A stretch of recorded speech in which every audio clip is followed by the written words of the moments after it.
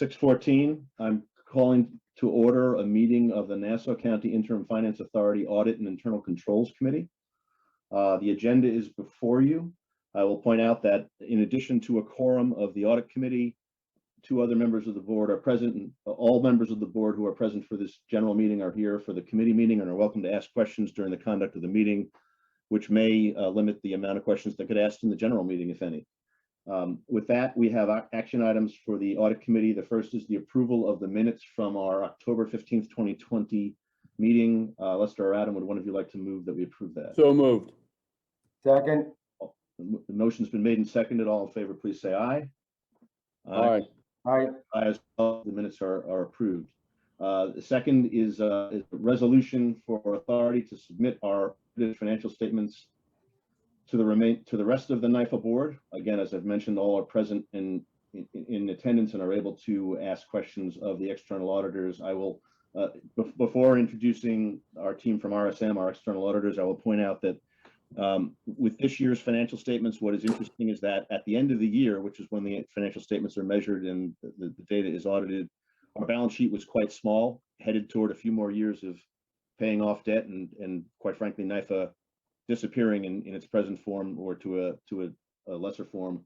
However, early this year, in the current year, a major transaction, which we are all aware, which was the refinancing not only of NIFA debt, but a substantial portion of county debt, took place. And so the staff has done, I think, a fine job of accurately and ably reflecting that transaction in footnotes and foreparts of our financial statements, so that readers who would read our historical financials would also know that since the end of the year, our balance sheet has grown, and that has a substantial impact on future operations of NIFA and NIFA's duration. So I think they've done a good job with a fairly significant subsequent event in making sure that the readers are aware not only of our audited results for last year, but also where we stand today as we meet. With that, I will turn over the agenda to Jen from RSM, who will walk us through some required disclosures and point out for the public, those who may be watching this live or on replay, that the members of the audit committee and the full board had the materials well in advance, and so have been able to digest the information prior to this meeting. Jen. Thank you, and good evening, everyone. I apologize, I was a little late to the meeting. Carl, have you walked through the financial statements yet? We got started late too. I have not. You joined when we did. So. If you'd like, I could make a couple of opening comments. All right, I prepared the financial statements for the year ended December 31st, 2020 with the assistance of PKF O'Connor Davies, our outside accountants. I'll let Jen Katz, our engagement partner, take you through our financial statements in greater detail if you wish, but I'll summarize our results. Our net position improved by $63,008,000, which was primarily brought about by paying $42,231,000 in debt, sales tax receipts. This amount is much lower than the amount of debt paid in past years because we exercised the mandatory tender in November of 2020 that allowed us to defer the scheduled payment of $75,325,000 of debt until this year. The funds that we had set aside to make that debt service payment were returned to Nassau County to compensate for the downturn in sales tax revenue caused by the coronavirus pandemic. Our net position is now negative $345,088,000, and our outstanding debt was $369,748,000 at the end of last year. This will all change, as Chris mentioned, as we executed a debt restructuring in February 2021 that assumed a portion of the county's debt for short-term budget relief and long-term savings for debt service. I'm happy to answer any questions before asking Jen to join the presentation. Any questions of Carl? Hearing none. Jen, the floor is yours.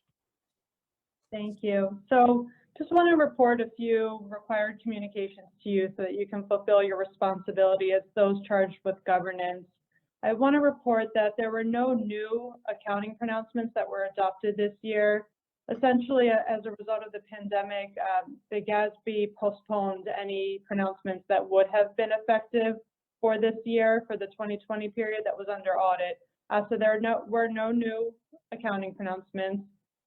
There were no recorded audit adjustments as a result of our audit.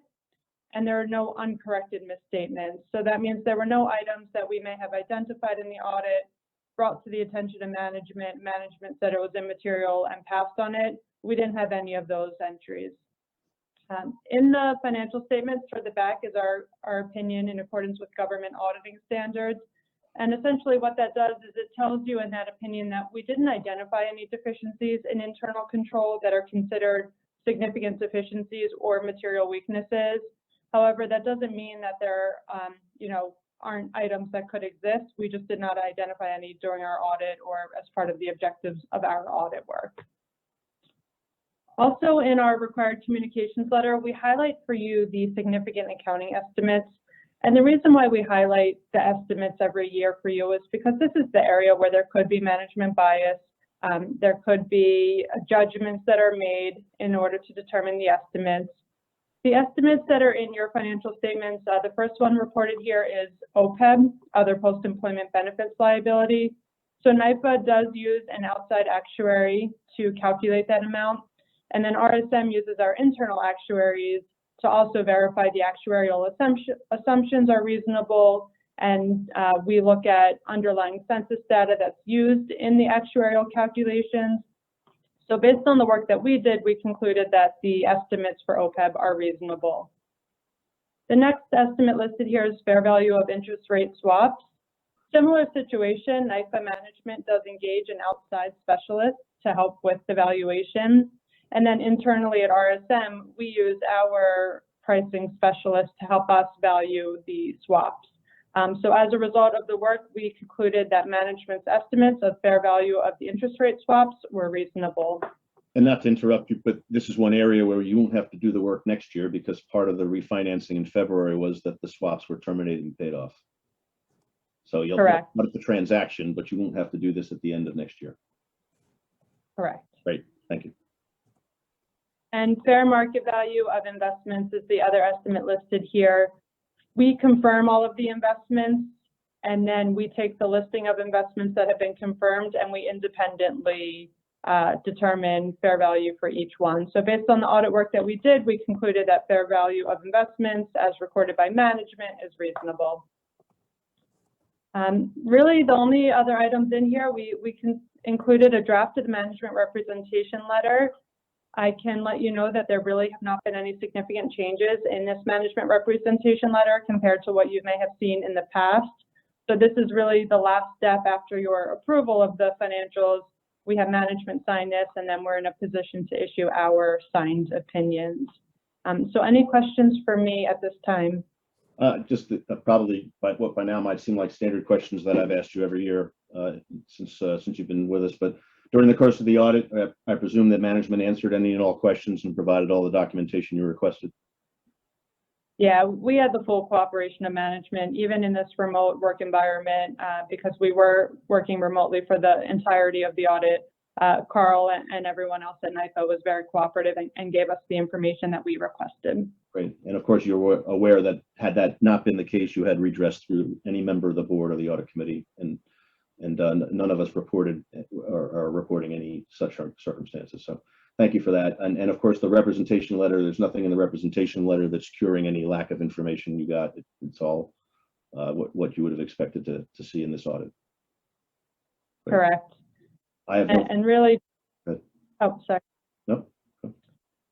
On my end, along with your standard questions, we just always like to take this time if there's any updates to litigation matters that may be out there, any additional information anyone may be aware of related to fraud matters or other significant items of that nature. I would say that we're not aware of any at this time. We have an executive session of the full board later, in which typically legal matters are discussed. If any come up that require your attention, we will have the staff alert you. Counsel, I can tell you there are no legal matters of which I think you should be aware. Great, thank you.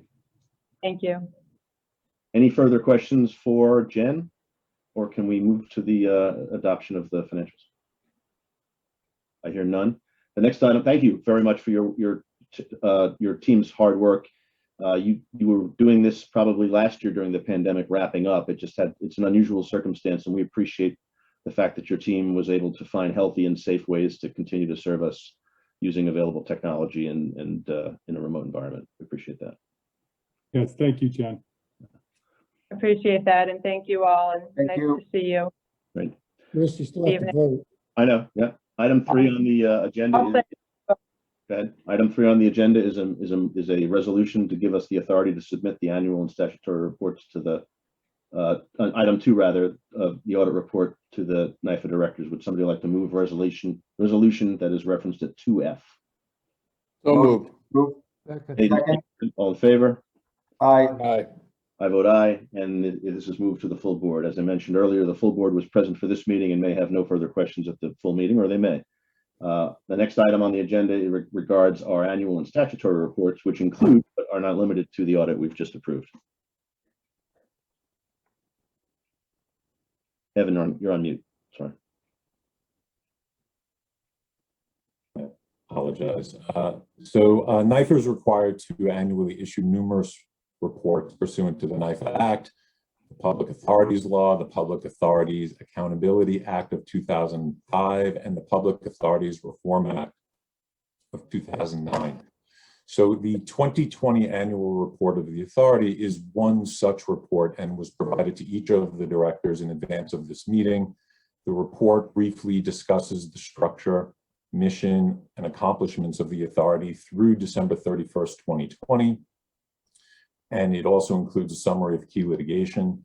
There are also a number of attachments to the annual report that must be filed annually for compliance with the laws and acts that I mentioned first.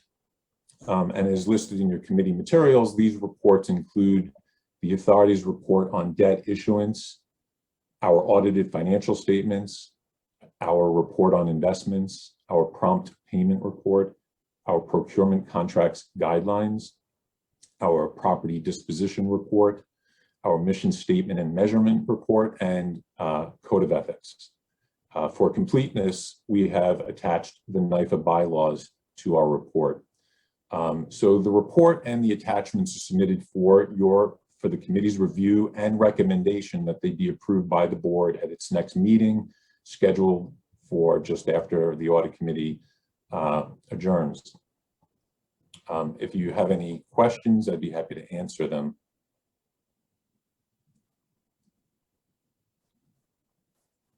Oh, I'm sorry, Chris, you're on mute. I'll return. I was trying to not give you background noise. Thank you. The resolution, which is Roman 3, is on page 12 of the audit committee materials, is on the floor. Would somebody like to make it?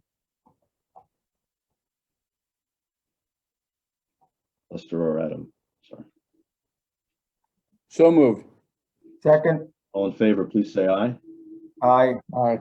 I vote aye as well. That resolution is passed. And we have a final resolution, item 4 of the audit committee agenda, which is the consideration of the investment guidelines and submitting the same to the NIFA directors. Yes. So as you mentioned, behind tab 4 of the committee materials contains the authority's investment guidelines. These guidelines govern NIFA's investments, including the sales, monitoring, accounting, reporting, and internal controls by and of the authority. No new changes are recommended at this time, meaning they are the same guidelines as was approved in 2020. However, they must be submitted to and approved by the board annually. Consequently, we are recommending that the investment guidelines be accepted by the audit committee now and then forwarded to the board for approval at its meeting after this committee meeting adjourns. Thank you. They appear to be in good form and order. The resolution referenced at Roman 4 is on the floor. Would a member care to make it? Motion. Lester seconded it. I saw his lips move. Excuse me, board, the minutes Second. approved? Yes, the minutes were approved at the first item. Yes. Thank you. All in favor, please say aye. Aye. I vote aye. Item 4 is adopted, and we will refer the investment guidelines to the full board. The remaining item is a discussion of our internal controls review. Carl, is that for you? That would be for me. Okay. What you have before you is a status report of NIFA's internal controls, which is to be presented each year. In it, we note the steps taken to support our system of internal controls during the prior year. As a result of the steps we took last year, we at the staff level are satisfied that our system of internal control is effective in safeguarding assets that pass through our control and in detecting any errors in a timely manner. The purpose of this report is to inform you of the status of our internal control system. No action is required on your part. Can I answer any questions? Hearing none, I think that's a thorough report, and thank you for that. And again, for those watching either live or on replay, the members have had the materials for some time and have been able to digest them, so may not have questions because they've read them and they're quite clear. With that, we have an item to adjourn. Made?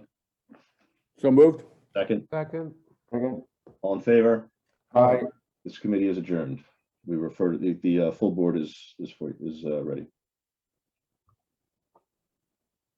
Okay, we'll now start call to the order of the full board meeting of the Nassau County Interim Finance Authority, May 26, 2021. As far as the various items, I would look for a motion to approve the agenda. So moved. Make a motion to approve the agenda. All in favor? Aye. Aye. Aye. Okay, so we'll move to the first item, which is approval of the minutes of the directors' meeting on April 29th, 2021. Are there any? Move the minutes. Second. All in favor? Aye. Aye. And the motion carries. Item 2. Mr. Chairman, on item 2, at a meeting just concluded, the Audit and Internal Controls Committee unanimously recommended that the full board receive and accept the audited financial statements based on the work of our auditors and our management team. I'll move that resolution. Second. All in favor? Aye. Aye. Regarding item 3, at a meeting just concluded, the Audit and Internal Controls Committee unanimously approved submitting a number of reports that are detailed in the agenda for the full board to consider, and I move that resolution. Is there a second? I'll second. All in favor? Aye. Aye. Motion carries. And the last item from the Audit and Internal Controls Committee is that we, at a meeting just concluded, unanimously recommended that the full board readopt our investment guidelines and take related actions, and I move that resolution. So moved. Second? We'll take that as a second, and all in favor? Aye. Aye. Okay, that carries. Now, the next few items are other annual reports that needed to be also adopted, and maybe what we can do is get, Jerry, are you going to present on this? I think Evan I is am. going to. Oh, Evan? So, if you could, board, if you wish, you could consider action items 5, 6, and 7 at the same time. Yes. Yes, so just to make sure everyone understands, behind tab 5, action item 5, that contains the procurement contracts guidelines. They can be found on PDF, page 31 of your board package.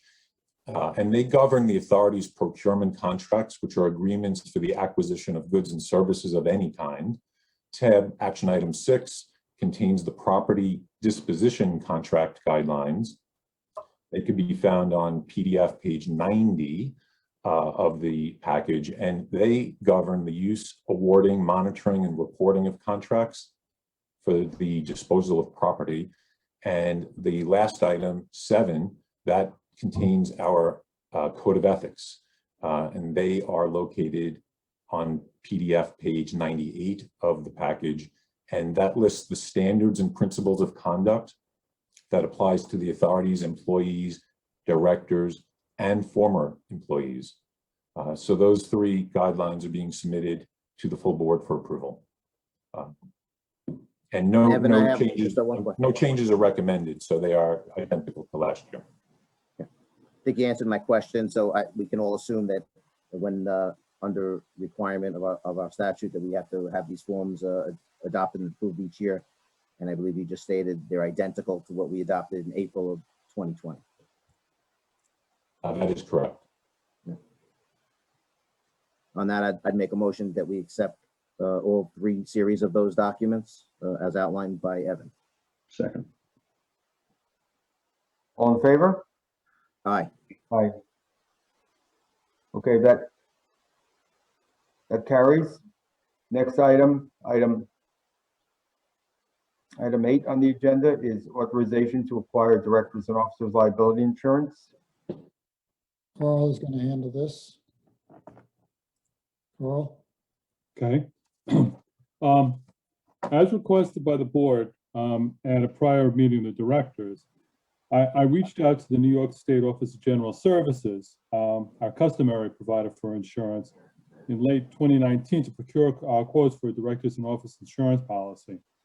Right. Among the collective concerns was that despite the NYFA statute indemnifying our directors and officers from potential lawsuits, potentially the New York State Attorney General could choose not to indemnify NYFA or could assign our case to an experienced attorney. We abandoned that effort after learning that the loan insurer who provided a quote wouldn't allow the insured to choose the attorney who would defend them in the event of a claim. I later found out that an insurer is responsible for an insured party to provide competent defense and is liable to the insured if there's a lawsuit against the insured and the insurer assigns the case to a law firm that doesn't have sufficient relevant experience. I was subsequently asked that we go back to market in late 2020 and with the support of the board. I relayed that request to OGS to receive one quote for primary coverage of $2 million and one quote of $2 million for excess coverage from a total of 11 insurers that OGS's insurance agency approached. We believe the coverage limits to be insufficient and we're told that the insurers who offered coverage were basing the limit on our annual operating budget rather than the nature of the business that we're in and the size of the budgets that we have that we oversee. We independently contacted other agents to seek higher coverage limits. We were able to procure a primary policy of $3 million with an excess layer of $2 million for a premium of approximately $10,000 per year through this agent by the name of Arthur J. Gallagher and Company, who happens to be the third largest worldwide brokerage. They believe that they can procure an additional $15 million of excess coverage for a total of $20 million if needed. Coincidentally, Gallagher had also acquired the agency that OGS normally used, so that all of the quotes that agency had procured could be assigned over to Gallagher without reinventing the wheel, for lack of a better term.